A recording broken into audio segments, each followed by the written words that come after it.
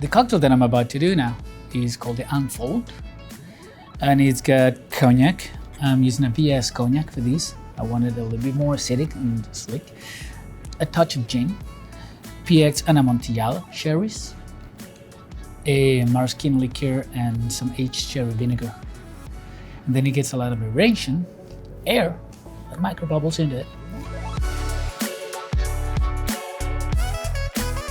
And there is also a kind of a strange component for a cocktail of this concept and region particularly, which is the lime peel. It's not really something that we use a lot in this part of the world, but it works beautiful with this one. Also some olive oil. It's not really incorporated into the drink, but it plays a role of just fun games and resetting the mouth once you're halfway down. That's just having fun. In this cocktail, I'm using an XO, which is at least 10 years old in age and sometimes much, much older, as well as a Bianco vermouth that's been infused with mangoes, peaches, and chamomile, just a little bit of elderflower liqueur, and a dash of celery bitters.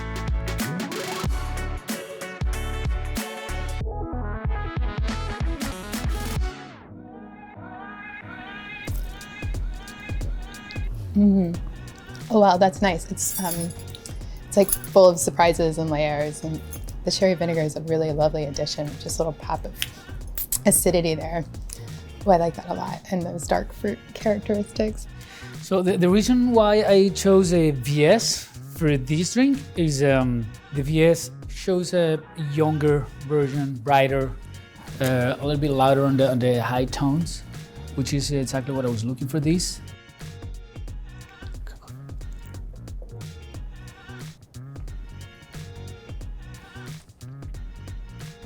Oh, peaches are there, even if you didn't tell me. This is amazing. I like how fruity and light it feels, even though it's basically spirit forward. They're both appropriate for before dinner, even though they're spirit driven. They're great for kind of sipping to open up the appetite before dinner or kind of in the late afternoon.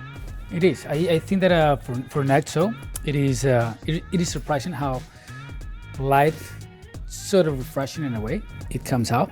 I would have expected to be a little bit darker and more about the fruits and the untuosity of it. I mean, it brings joy to it.